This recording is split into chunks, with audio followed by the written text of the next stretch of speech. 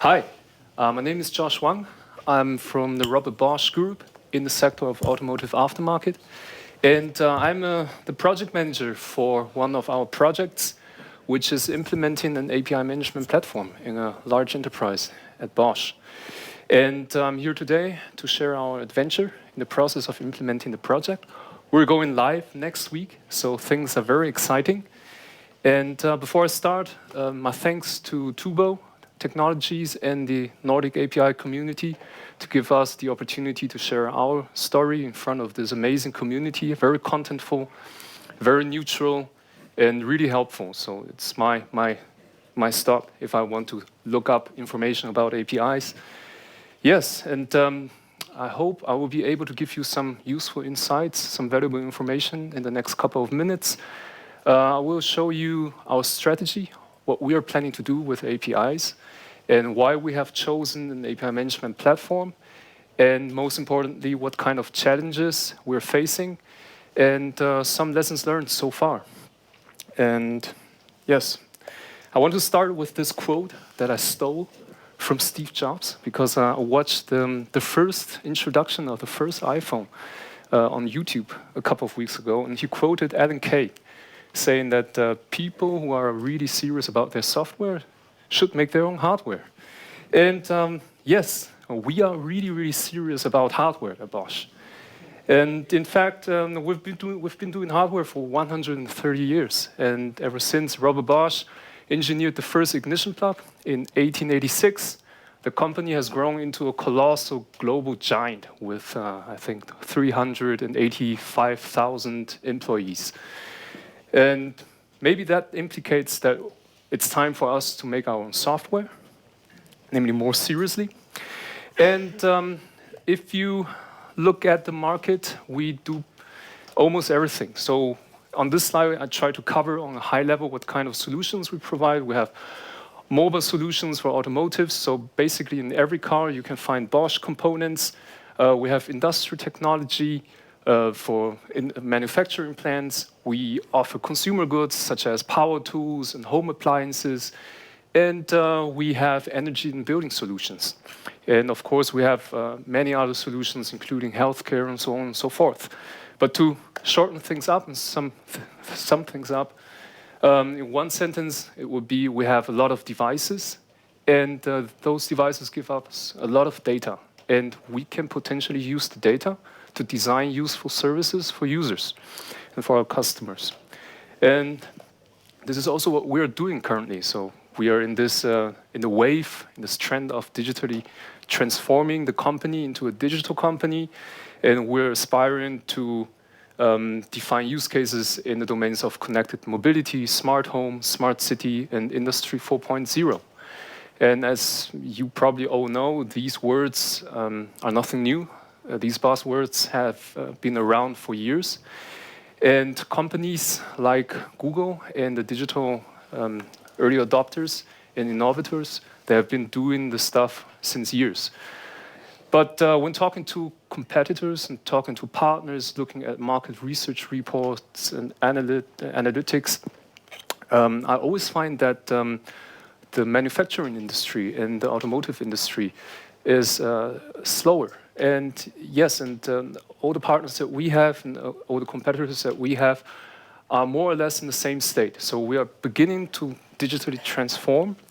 And I don't know why the reason is, why we're lagging behind. But my theory, personal theory, is that we're building stuff that can potentially burn your house down, crush you, or do any other kind of harm to you if not done 100% correctly. So that means it takes a lot of time, and it has to be engineered 100%. And this is why we are doing this also with software. Anyway, so this is just introduction. And what we want to do with Connected World and connected use cases is that we want to push things a step further, and we want to establish new use cases that are cross-sectoral.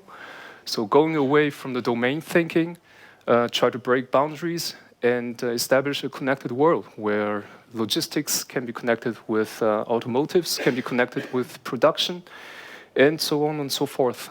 And in this endeavor, of establishing ecosystem of Internet of Things, or IoT ecosystem as we call it, APIs play a significant role as a technological building block. And in order to support web service developers in providing APIs centrally and also developers to consume APIs centrally, we have decided to set up an API management platform. And our API strategy is basically in alignment with other companies as well. So internal application integration, partner application integration. We want to facilitate the notion of enterprise architecture management. And of course, we want to provide public APIs with the hope that we will be able to monetize the web services and data that we have. And what does a traditional company do when the company decides to go for a new platform? Now the agile software developers need to cover up their ears. We need to define a long list of requirements, and this is what we did. We defined a list of over 200 requirements, and went out there and we were looking for a company that was brave enough to team up with us and to commit to this list of 200 requirements. And we found one brave warrior, namely Xway. And this is a rough concept that I always use to explain to the management how API management works. So basically, their main product is a gateway, and you can virtualize the APIs on the gateway, and you have different web-based consoles that you can use to facilitate different stakeholders, from service developers to analysts, support teams, to the end, to the API consumers. So once we have set things up, negotiated the contract, we were in the project preparation, and we have been very naive, to be honest. When I asked Xway, how many days do you need for the installation? They said, I mean, if we figure out the architecture and the processes, it's going to be done in 2 days, maybe 5. I said, okay, let's do 10 days, then you have enough buffer. When the project started, it looked some kind like this. But it's only a symbolic picture, right? We had a project kickoff, and all the architects met from Xway and from Bosch, and we had our security guys there, and then people started talking about architecture. And the common reaction was like this: oh man, how are we going to do this? And to give you some short examples of small impediments that we faced, right? For example, Xway has an architecture that is composed of management node to gateway and gateway to management node communication. So that means you can set up multiple gateways with one central management node. And applied to our security architecture, it requires, however, that the management node sits in the inside isolated security zone, and the gateways sit in a security zone that can be reached from the internet. Okay, no problem so far. It can be done, but then here comes the problem. For the initial handshake for the system, in order to operate and get the system running, the gateways need to speak to the management node. And that means, in security language, we need to establish a communication that is not permitted. So security says, no, not possible. And yeah, that means more time required. You need to sit down with the Security Council, you need to discuss, you need to have a design of exception, firewall rules, and so on and so forth. So it's just one small impediment. And but we face more because it's a new domain. So we had, for example, to reorder infrastructure for 4 times or 5 times. So for example, we order the first infrastructure for the installation. We assume that we will install the virtual appliance from Xway on the servers, and it will be right. Yeah, but the servers have been delivered with a pre-installed operation system. It's not supported by Xway, and in a large enterprise, you cannot just delete the operating system. You need to reorder the servers, and yes, and this kind of stuff happened a lot, unfortunately. But it's almost impossible to foresee. Or another funny or not funny, a sad story is we finally had the right infrastructure and we wanted to install the system. It wasn't possible because X-Way installation required to execute scripts in the temp folder. And our pre-hardened systems forbid any execution in the temp folder. So it's also a small problem if you figured out what the problem is. However, it takes some time to figure out where you have this bug, but then it's okay. As I have already mentioned, so these are only the small problems. So if you are looking at the big challenges that we're facing, namely establishing an integrated API management solution for large enterprise, we have deeper challenges that we need to solve and that we are currently in the process of solving. As I have already mentioned before, large companies, enterprises have multiple security zones, and it always kind of looks like this, where you have a zone that is able to communicate with the internet, then you have a trusted zone in the middle, and then you have an internal zone that is not allowed to communicate with the internet. So communication is very strict, and one of the main benefits that we expect from an API gateway and from an API management product is that you can transpose web services that are inside the isolated security zone to the internet or to the other zones more easily, because currently you have to apply for security rules, firewall rules, and it's a very lengthy process. However, in order to realize this scenario, we need to install 3 gateways on all the security zones. But this is no problem, so we can get it installed. But the problem is that currently the gateway providers are very good at one-level registration of APIs, but they're not very good at offering cascade software. So meaning almost all software providers do not offer solutions for large enterprises, so you have to do a lot of customization. So in this scenario, for example, one of the main challenges that we're facing is if you want to register one backend service that sits in the isolated zone, you need to register it on that gateway, and then you need to manually register the backend from that gateway on the second gateway. Then you need to manually register the backend of the second gateway on the third gateway. Then if you have an additional gateway in the cloud, then you need to do a manual registration one more time. So it is a lengthy process, and we have guys that are talking about continuous integration, automated continuous delivery. This is far, far, far away from continuous delivery. Well, if you think that's bad, it gets even worse. Well, the security department has categorized the API gateway as a security component. So our security policies dictate that for each security zone, for security component, you should have a dedicated user. So that means you not only have 3 manual registration processes, but you also need 3 different users to perform the registration chain. So as you can see, this is very difficult. And physical individuals? Yes. Now, not 3 individuals. It can be 3 technical roles, but ideally it shouldn't be. Yes. I mean, if you have a couple of web services, it's no problem. But what if you do?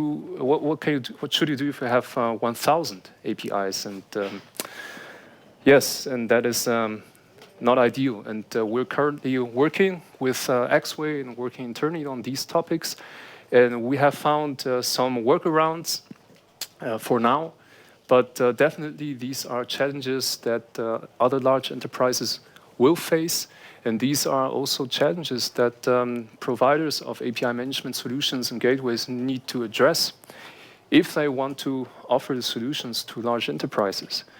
And what I have not mentioned so far is the organizational complexity. And this does not nearly do justice to the real complexity within Bosch, for example.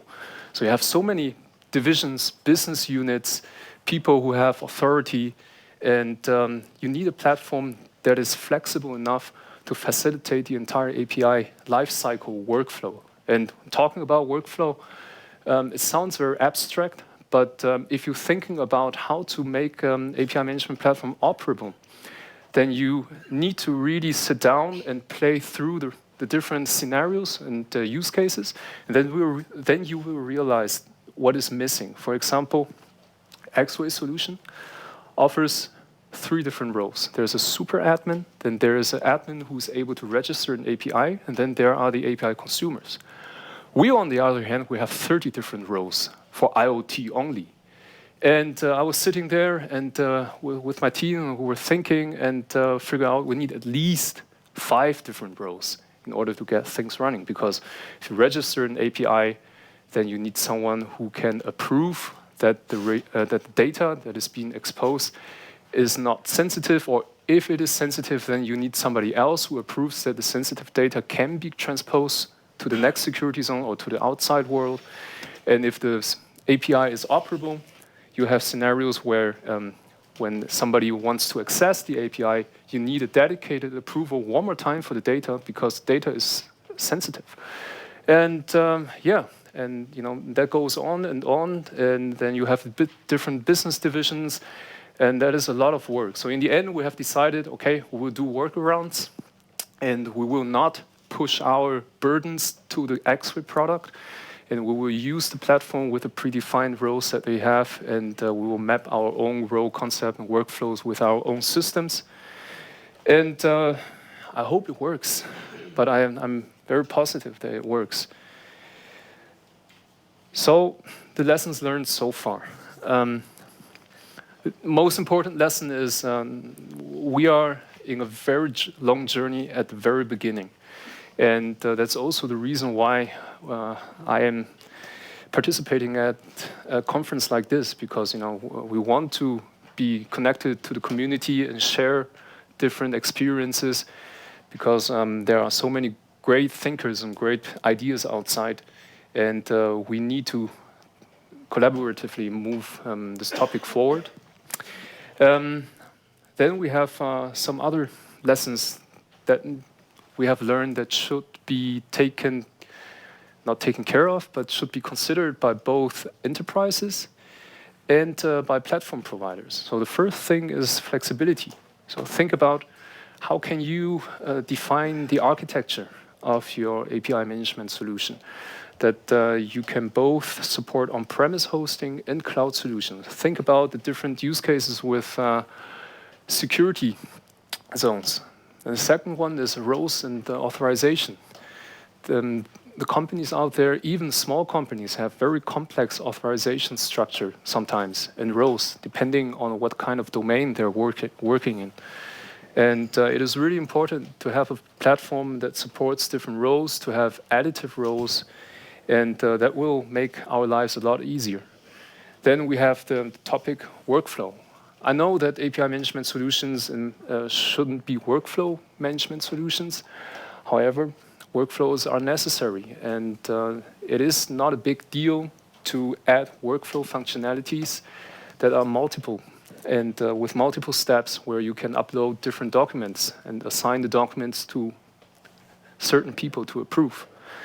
We have the topic with continuous integration and continuous delivery, which is a very difficult one. But this is something that is definitely aspired by most companies, and it would be great to have more API management providers taking care of this issue. And I know that, for example, X-Ray is already working on providing better solutions to facilitate continuous integration and delivery. Then we have the legal requirements. So this is also something that especially developers do not want to think of, but you have these problems, such as a small example in Germany, you need to record the document if somebody has agreed with the terms and conditions in the privacy statement, and you need to be able to trace back the version of and the date when a person, an individual has confirmed to the terms and conditions.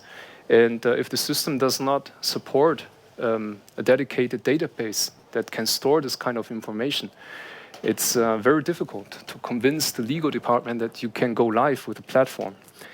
And the final thing, since everyone's talking about API monetization, payment and billing integration. This one is really, really difficult and huge. And it's a topic that we're going to address in the next years. So it would be great to have the interfaces in the API management solutions provided. And I'm not even asking for integrated payment and billing functionalities. I know it's difficult, and it highly depends on the business models and business environment a company is in. But yeah, these are the lessons learned so far, and I hope I can could give you some insights into the challenges that we're facing. And if you have questions, do not hesitate to contact me. My email address is there. And I will answer your emails, promised. Great. We'll take a Q&A also after all three. So Okay. good time for some questions then also. Thank you.